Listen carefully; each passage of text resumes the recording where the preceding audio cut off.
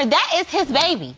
And I can't wait, because the devil is a liar and this is Lucifer, so stop. Well, you might be the devil then. We'll see. I am without a doubt 100% certain that he is my son's father. Not only was I only sleeping with him, we were actually working on our relationship. We already have a child from a previous situation. We got back together. We're working on us. At the time that Jill was conceived, we were not having no type of intercourse. We were not cool at the moment. He went out and got 3 pregnancy tests, made me take all of them. They were all positive.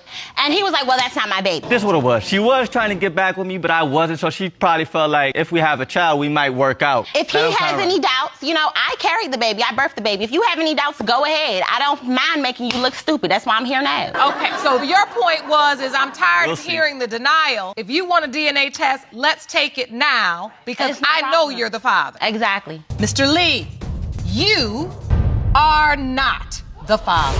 Told you. Hold up. I already knew it. I told you. Don't look at me like that. I don't know God's plan. Who else? It was you that was. Did you just inject God in this? I did not put him in this. I'm just saying. Being on social media, I have spent years just reading thousands and thousands and thousands of comments and DMs from other women who've gone through divorce. And whenever I get this question, why didn't you get half? It just makes my brain explode. I didn't get half because statistically women get screwed over in divorce. Nice! Period. As a stay-at-home mom, I didn't have money for a divorce attorney. I had a terrible divorce attorney. I put most of my attorney's fees on a credit card that I'm still paying off today. He had all the money, so he had incredible representation. Here's some statistics that my crap divorce attorney shared with me. Less than 40% of child support ever gets paid, and when it does, it's usually not on time. Some of it takes years to collect. Deceptions!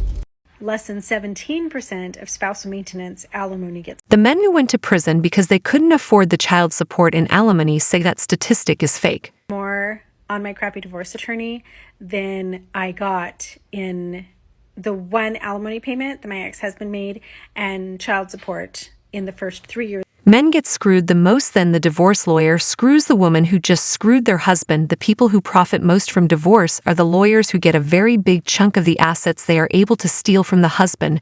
That's why divorce is a $50 billion industry. 3 years before I broke even from what I spent on my crap attorney. And I hear the same thing from so many women. Very seldom do I have a woman who says, oh, I got half in the divorce, I was taken care of, the court ordered him to pay the attorney's fees, and my life is great because I get alimony and child support.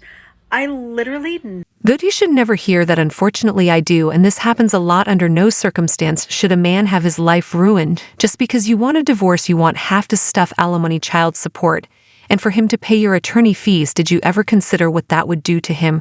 Or do you not care if you tried getting a job? Rather than trying to use your ex-husband as a financial slave, you wouldn't be in this situation. Specifically why I didn't get half of everything in my divorce. Because we don't care. He immediately drove to the bank, took out all of the money, every single penny that was in his bank account, and I never recouped it. The court didn't give it back to They didn't give you any of it because it isn't yours. Who put the idea men's money was also theirs in their heads. It doesn't work like that, especially when you didn't contribute to any of it. In 3 days of our marriage ending, I would be at Trader Joe's and not be able to pay for a $43 bag full of groceries. The day after that, I would have to walk to a neighbor's house and ask if they could give me a $20 bill that I'd never be able to pay back so that I could put gas in my car and drive my kids to school. If you divorce your husband who pays for everything, you would need to get a job, or were you planning on him still funding your wife even though you divorced him? Spouse should be legally obligated to put money into a savings account for their stay-at-home partner that becomes the property of just that stay-at-home partner should they divorce. Oh, wait, you serious? Let me laugh even harder.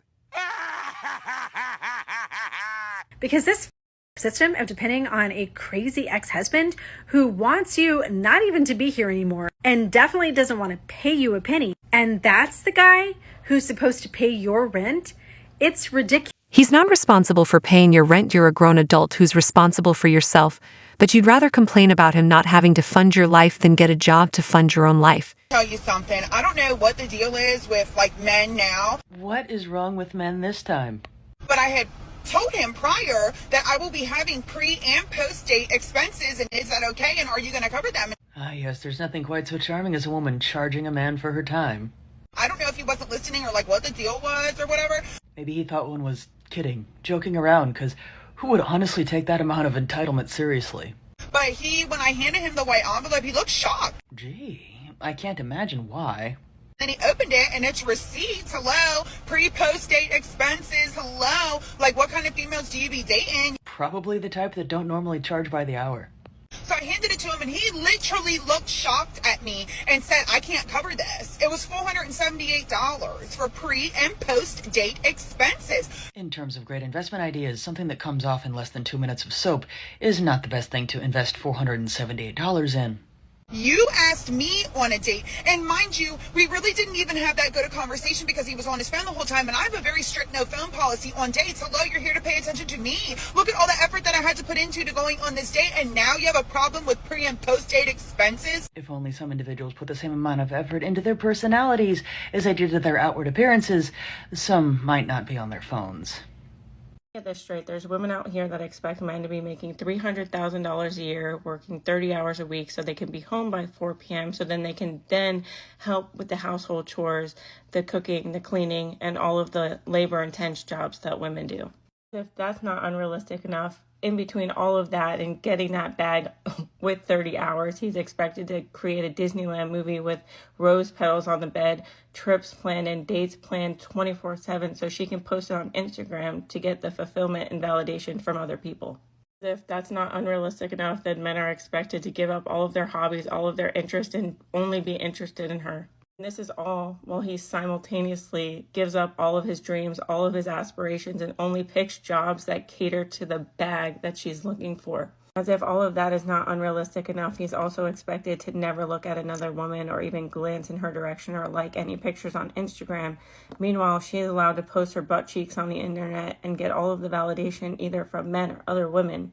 So when he has expectations and boundaries, it doesn't matter if she doesn't respect them, but he's supposed to respect her 24/7 with little to nothing in return. And the funny thing is that even when this man tries to give her everything and he becomes more emotionally in tune by going to therapy and doing all of the things that she asks, she's going to consistently change the goalpost so it makes it impossible. Not only are her unrealistic expectations impossible to meet, he'll meet them every single step of the way and it's still never going to be good enough. And she'll end up cheating with some Joe Schmo down the street that has no job and no car because he was emotionally available and he was able to give her the things that he couldn't emotionally.